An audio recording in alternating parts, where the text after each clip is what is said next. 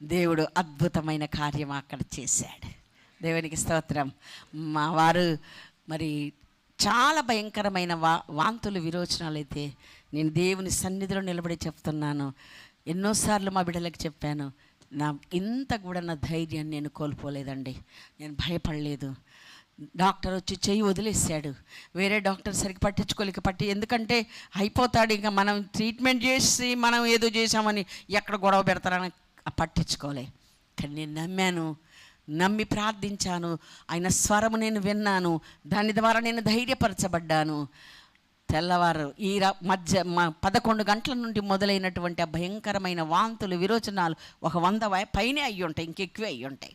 చల్లబడిపోయాడు మనిషి. ట్రీట్మెంట్కు వదిలేశారు. కానీ మరలా ఉదయకాలం ఆరోగ్యవంతుడుగా లేచాడు. దేవునికి మహిమ కల. నేను నమ్మి ప్రార్థన చేశాను. హాస్పిటల్ నుంచి తీసుకొచ్చేసాను. డాక్టర్స్ చెప్పారు. డాక్టర్స్ పట్టించుకోకుండా లోపలికి వెళ్ళారనగా భయపడిపోయి వాళ్ళు ఏదో సెలైన్ పెట్టారు కానీ ఇంకా హోప్స్ లేవని భయం అయిపోతుంది వాళ్ళకి. నాకు చెప్పలేకపోతుండ్రు. నేను ఎప్పుడు హాస్పిటల్ బయటికి వెళ్ళిన దాని కాదు, పరిస్థితిని బట్టి వెళ్ళాను. అయితే నాతో ఉన్న విశ్వాసి వాళ్ళని పిలిచి సెలైన్ తీసేయమని చెప్పని దేవుడు నాతో ఆ రాత్రి ప్రార్థన చేశాను. వాళ్ళు వెళ్ళిపోయారు, పట్టించుకోవట్లేదు. అక్కడేమో ఇంకొక డాక్టర్ చెయ్యి వదిలేసాడు. ఇప్పుడు ఏంటి ప్రభు అంటే పరలోకమందు దూతల సమూహము ద్వారా దేవుడు ఒక మాట సెలవిచ్చి ఒక పాట పాడి నన్ను ధైర్యపరిచారు. దేవుడే నన్ను ధైర్యపరిచాడని భయం లేకుండా మరొక చిన్న పిల్లాన్ని దుప్పట్లో చుట్టుకొచ్చినట్లుగా నేను ఇంటికి తీసుకొని వచ్చి మంతగా ఫ్రెష్గా అన్ని బట్టలు మార్చేసి చేయబెట్టి ప్రార్థన చేశాను. అయ్యా మీరు భయపడొద్దు, దేవుడు అద్భుతం చేస్తాడని చెప్పాను. దేవునికి మహిమ కలుగును గాక. హల్లెలూయా. తెల్లారిపోయి చూసుకొని అయ్యో అమ్మగారు వెళ్ళిపోయారా, ఏమైపోయిందని భయపడిపోయి పరిగెత్తుకొని వచ్చేసారా డాక్టర్స్. మరి మీరేంటి పట్టించుకోలేదు, వరండలు వేసి వెళ్ళిపోయారు, నేను ఎప్పుడైనా మీ హాస్పిటల్కి వచ్చానా అని కోపడదు. అమ్మ అని బతిమలాడి ఒక రూమ్ ఇస్తామా ఏంటి తెలిసింది, ఇక్కడ వాళ్ళు వెళ్ళి చెప్పారు అంటే బతికే ఉన్నాడా అని ధైర్యం వచ్చిందనమాట. అందుకు పరిగెత్తుకొచ్చారు. అంటే మళ్ళీ తీసుకెళ్తామమ్మంటే నేను పంపించను, అక్కర్లేదన్న. లేదండి క్వార్టర్స్లో ఉన్న వాళ్ళందరూ అమ్మ కనీసం సెలైన్స్ అన్న ఎక్కిస్తారు కదా, పంపించండి అమ్మ అంటే మీరు నమ్మండి, నేను వెళ్ళాలి కదా, మళ్ళీ వాంతులు విరోచనాలు అవుతాయి అనుకుంటే నేను నా విశ్వాసికి ఒక మంచం ఇచ్చి బెడ్షీట్ ఇచ్చి దిండి ఇచ్చి పంపించాను. సెలైన్ ఎక్కించుకుని రా, నేను వెళ్ళలే. దేవునికి మహిమ కలుగును గాక. హల్లెలూయా.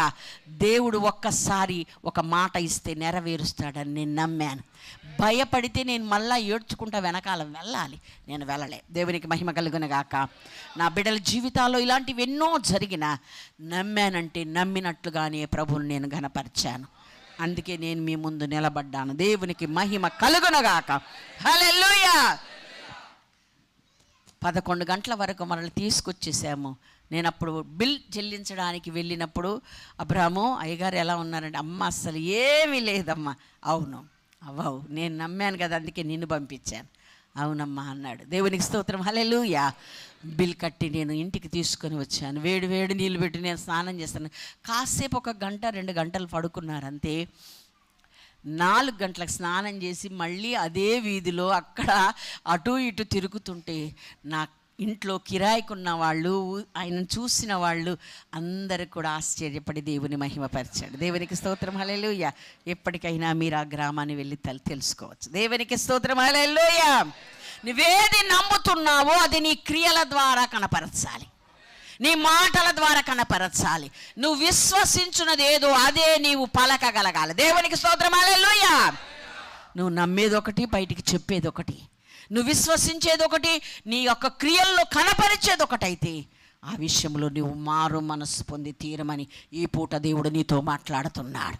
దేవునికి స్తోత్రం. హల్లెలూయా. నీ దేవుడు గొప్పవాడని నమ్ముతున్నావా? సర్వశక్తి గలవాడని నమ్ముతున్నావా? ఆయనకు అసాధ్యమైనది ఏది లేదని నమ్ముతున్నావా? నమ్మితే నీ మాటలో, నీ క్రియల్లో, నీ మనస్సులో, నీ ఆలోచనలో అదే కనపరచాల్సి ఉంది అని పరిశుద్ధాత్మ దేవుడు నీతో సూటిగా మాట్లాడుతూ ఉన్నాడు. దేవునికి స్తోత్రం. హల్లెలూయా. హల్లెలూయా.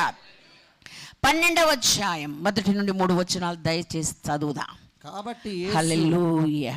తాను మృతులలో నుండి లేపిన లాజరు ఉన్న బేతనియకు పస్కా పండుగకు 6 దినముల ముందుగా వచ్చెను. అక్కడ వారు ఆయనకు విందు చేసిరి. మార్త ఉపచారము చేసెను. లాజరు ఆయనతో కూడా భోజనమునకు కూర్చున్న వారిలో ఒకడు. అప్పుడు మరియా మిక్కిలి విలువగల అచ్చ జటామాంసి అత్తరు ఒక సేరున్నర ఎత్తు తీసుకొని యేసు పాదములకు పూసి తన తల వెంట్రుకలతో ఆయన పాదములు తుడిచెను. ఇల్లు ఆ అత్తరు వాసనతో నిండెను. చాలండి, దేవునికి మహిమ కలుగును గాక. హల్లెలూయా. పస్కా పండుగకు ఇంకొక వారము దినములుందనగా ప్రభు వారిని ఆహ్వానించి కృతజ్ఞత కూడిక పెట్టుకున్నారండి వాళ్ళు. దేవుని స్తోత్రం. హల్లెలూయా, హల్లెలూయా, హల్లెలూయా. 9-10 చదివితే లాజరును చూడవచ్చిన వారు అనేకులు యేసును చూచారట. యేసును చూడడానికి వచ్చిన వాళ్ళకు లాజరు కనపడ్డాడన్న. దేవునికి మహిమ కలుగును గాక. నిన్నటి దాకా అడ్రస్ లేని వాడు ఇప్పుడు ఎక్కడున్నాడు చెప్పండి? యేసయ్య ప్రక్కనే ఉన్నాడు. భోజనం అక్కడ యేసుతో కూర్చున్నాడు లాజరు. దేవునికి స్తోత్రం. హల్లెలూయా. ఇప్పుడు మారు మనసు వచ్చిందా లేదా లాజరుకు? దేవునికి మహిమ కలుగును గాక. నిజంగా నీకు మారు మనస్సు కనుక వచ్చి ఉంటే నిన్ను చూస్తే యేసు కనపడాలి, యేసు కొరకు వస్తే నీవు కనపడాలి. దేవునికి మహిమ కలుగును గాక. హల్లెలూయా. అడ్రస్ ఉండరు కొంతమంది, యేసయ్యను కనపరచలేరు. యేసన్న గారు పాట రాశారు ఏమని? అయ్యా నీవు నా నిలువెల్ల నిండి ఉన్నావు అంటే ఏంటి? వాక్యమే కదా, దేవుడే కదా. అంటే నీ మాట, నీ క్రియ, నీ చూపు, నీ నడక చూచు వారికి ఆయనను చూపించేదిగా ఉండాలి. దేవునికి మహిమ కలుగును గాక.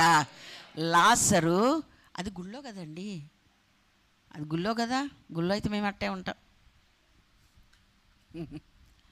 మీరు చెప్పేదంతా గుళ్ళో కదా అనుకుంటారా? బయటికి వెళ్తే బయటికి వెళ్ళినా మనం అంతే, ఎక్కడ ఉన్నా మనం అంతే. దేవునికి మహిమ కలుగును గాక. హల్లెలూయా. యేసయ్యను లోకానికి కనపరిచే ప్రతినిధులముగా మనం ఉండాలి. దేవునికి స్తోత్రం. హల్లెలూయా, హల్లెలూయా. కనుక లాజరు మారు మనసు పొందాడు, చచ్చి బ్రతికాడు గనక మారు మనస్సు పొందాడు. దేవునికి స్తోత్రం. హల్లెలూయా. విస్తారంగా ఇతన్ని బట్టి అనేకులు ప్రభువును విశ్వసించారు. గోధుమ గింజ భూమిలో పడి చావకుంటే అది ఒంటిగానే ఉంటుంది, చస్తే విస్తారంగా ఫలిస్తుంది. నిన్ను బట్టి విస్తారమైన ఆత్మలు రక్షణ పొందిన వారు దేవుని దగ్గరికి రావాలంటే దేవునికి నచ్చనివి, దేవునికి ఇష్టము లేని విషయములో నీవు చచ్చి తీరాలి. దేవునికి స్తోత్రం. హల్లెలూయా. నూతనమైన మొలక అందులో నుండి రావాలి. దేవునికి స్తోత్రం. హల్లెలూయా, హల్లెలూయా. అది ఎదిగాలి, మొక్కవ్వాలి, మొక్కవ్వాలి, ఫలాలు ఇవ్వాలి. దేవునికి స్తోత్రం. హల్లెలూయా. కనుక మనం ఆ విషయంలో మార్పు చెందుదాం. ఇంతవరకు ప్రభు అంటే వచ్చాడా చూద్దాంలే అనుకుంటా తిరిగినోడు ఒక్క క్షణము కూడా ఆయనను వదిలిపెట్టి ఉండడానికి ఇష్టపడలేదు. ప్రక్కనే కూర్చున్నాడు. ప్రభువును చూడడానికి 9-10 వచనాలు మీరు తర్వాత చదువుకోండి. ప్రభువును చూడడానికి వస్తే లాజరు కనబడుతున్నాడు, లాజరు చూడడానికి వస్తే ప్రభు కనబడుతున్నాడు. దేవునికి మహిమ కలిగిన గాక. హల్లెలూయా. నీలో ఆయన కనపడి తీరాలి. హల్లెలూయా. నిన్ను చూచిన వారు ఆయనను చూడగలగాలి. దేవునికి మహిమ కలుగు. నీ మాటలు ఆయన మాటలుగానే ఉండాలి. నీ నడక, నీ క్రియ, నీ ప్రతీది కూడా ఆయనను ప్రతిబింబించేదిగా ఉండాలని వాక్యం సెలవిస్తోంది. దేవునికి స్తోత్రం. హల్లెలూయా. అలా లేనటువంటి లాజరు ఇప్పుడు ఆయనను కనపరచగలుగుతున్నాడు. ఆ విషయంలో లాజరు మారు మనసు పొందాడు. మార్తమ్మ ఏం చేస్తుందండి? పరిచర్య చేస్తుంది. ఉపచారము అంటే పరిచర్య. ఓకే, ఇప్పుడు ఏం చేస్తుంది? ఏం మాట్లాడట్లేదు. కొంతమందికి శాతాలు తక్కువ, మాటలు ఎక్కువ. డబ్బలో రాళ్ళు వేసినట్టు గలగల గలగల గలగల గలగల మాట్లాడుతూ మానేద్దాం. నీకు తెలిసి తెలియని అన్నీ, వచ్చి రాని అన్నీ, అర్థమై అర్థం కాని అన్నీ మాట్లాడేస్తావు. నో, మాట్లాడొద్దు. అయ్యగారికి బాగాలేదనుకోండి, పెద్దోళ్ళకి ఎవరికైనా బాగాలేదనుకోండి, వచ్చి నీకు శాతం ఇది పాలన చేసి వెళ్ళాలి. ఇదో ముళ్ళండి బాగుపడ్డానికి అనొచ్చా? కరెక్టా? ఇస్సాకును బలి అడిగింది ముళ్ళుకా, పరీక్షక, పరిశోధించడానిక? జ్ఞానంగా మాట్లాడడం నేర్చుకోవాలి. దేవునికి స్తోత్రం. హల్లెలూయా, హల్లెలూయా. ఇంకా కొంతమంది ఏం మాట్లాడతారు? అమ్మ బాగాలేదా, ఏం చేద్దాంలే, ఇక అది బాగుపడేది కాదు, ఇంకా ఆమె బలహీనం అయిపోద్ది. నువ్వు ఎందుకు మాట్లాడతావమ్మా, నీకు తెలియంది. ఆమె మేలు కోరితే ఆమెను ధైర్యపరచు, ఆదరించు. ఇంకా కొంతమంది ఏమంటారు, నువ్వు పలానప్పుడు ఇలా చేయలే అందుకే శిక్ష బాగైంది. ఓరు నాయనా, ఇలాంటి మార్తమ్మలందరూ మారు మనసు పొందుదురుగాక. దేవునికి మహిమ కలిగిన గాక. హల్లెలూయా. అంటే నోటికి ఏది వస్తే, ఏది తడితే, ఏది ఎప్పుడు మాట్లాడాలనిపిస్తే మాట్లాడేయడమే. అందుకే అన్నాడు, నీ పెదవులకు కాపు పెట్టుకో అన్నాడు. దేవునికి మహిమ కలుగును గాక. ఏది పడితే అది మాట్లాడకుండానట్లుగా నీ పెదవులను నువ్వు కాచుకో, నీ అంతరంగాన్ని కాచుకో, నీ ఆలోచనలకు పరిశుద్ధాత్మని కాపలా పెట్టుకో. దేవునికి మహిమ కలుగును గాక. వ్యర్థమైన మాటలు మాట్లాడే వారందరూ ఆ విషయంలో మారు మనస్సు పొందుదురు గాక. మార్తమ్మ మంచి మారు మనస్సు పొందింది. మార్తమ్మ ఏదో ఒకటి చేసి ప్రభువుకు పెట్టాలని తప్పు కాదు, మాట్లాడడం తప్పు. తనకు నచ్చినట్టుగా మాట్లాడాలి. నీకు ఎంత లేదా అని ప్రభుని అంటుంది. ఇలాగ పెద్ద చిన్న లేకుండా, గౌరవం లేకుండా, మర్యాద లేకుండా ఇష్టం వచ్చినట్టుగా మాట్లాడే వారు ఎవరైనా ఉంటే వారు మారు మనస్సు పొందుదురు కాక. నన్ను పట్టించుకుంటాడంటారా? వాళ్ళనైతే ఏదో పట్టించుకున్నాడు, వాళ్ళని పట్టించుకున్నాడు, నిన్ను కూడా పట్టించుకుంటాడు. జాగ్రత్త, నిన్ను వదిలిపెట్టాడు. జాగ్రత్త. నీవు మారు మనస్సు పొందకపోతే పొందే వరకు సాధువు కోపం వస్తే సచ్చేదా కొడతాడట. జాగ్రత్త. దేవునికి మహిమ కలుగును గాక. ఆయన దయామయుడు, ప్రేమామయుడు, కరుణామయుడు, జాలిగల దేవుడు. ఇవే నీకు తెలుస్తున్నాయి. ఇంకను ఆయన అనుకున్న రీతిగా నువ్వు మలచబడకపోతే, ఆయన రూపంలోకి నువ్వు మార్చబడకపోతే, ఆయన అనుకున్నట్లుగా నీ విషయంలో సరి అయిన మార్పు నీకింకను రాకపోతే దెబ్బలు కొట్టైనా మారుస్తాడు. కానీ ఆ స్థితి మనము తెచ్చుకోవద్దు. ఏమన్నా చేతులు చాపగానే పిల్లోడు వచ్చాడు అనుకో, చాలా ముద్దులు పెడతాం కదా. అటు ఇటు పోయిండు అనుకో, వాడు కొట్టి మెత్తుకొని మళ్ళీ ముద్దు పెడతాం కదా. ఆ కొట్టేది వద్దంటున్నాను నేను. దేవునికి స్తోత్రం. హల్లెలూయా, హల్లెలూయా. దేవునికి మహిమ కలుగునగాక. హల్లెలూయా.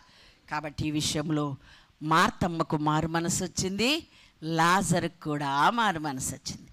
ఈ మరియమ్మ ఏం చేసిందండి? అప్పటిదాకా బుద్ధిగా వాక్యం విని అదే గొప్ప అనుకుంది కదా. వాక్యానికి విలువ లేకుండా ఆ వాక్యం విననట్లుగా ప్రవర్తించిన మార్తమ్మలాగా మాట్లాడిన ఇప్పుడు ఈమె తన కొరకై ఏర్పాటు చేసుకుని ప్రక్కకు పెట్టుకున్న విలువైనటు అత్తరును యేసయ్య పాదాల దగ్గర పగలగొట్టేసింది. దేవునికి స్తోత్రం. హల్లెలూయా. విలువైనది నీకున్న సొమ్ము కాదండి, నీవే. నీ వాక్యం విని వెళ్ళిపోవడము కాదు, విలువైన నీ జీవితాన్ని ఆయన పాదాలు చెంతపెట్టు. దేవునికి మహిమ కలుగునగాక. యేసయ్యకు నిన్ను నీవు అర్పించుకో, అప్పుడు నీ జీవితం ఒక సువాసనగా మారిపోతుంది. దేవునికి స్తోత్రం. ఆ ఇల్లు అత్తరు వాసనతో తన గుండె పగలగొట్టుకుంది, తన జీవితాన్ని పగలగొట్టి ప్రభు పాదాల చెంత పెట్టింది. ఎంతకంటే నేను అర్పించేది మరొకటి లేదయ్యా. విలువైన నీ జీవితమును అర్పించుము ప్రభు కొరకని ఒక పాట మేము చిన్నప్పుడు పాడుకునేవాళ్ళం. దేవునికి స్తోత్రం. హల్లెలూయా. దేవా, నాకున్నదంతా నీకే, నేను మాత్రం అనేవాళ్ళు ఉన్నారు. నువ్వెంత ఇచ్చినా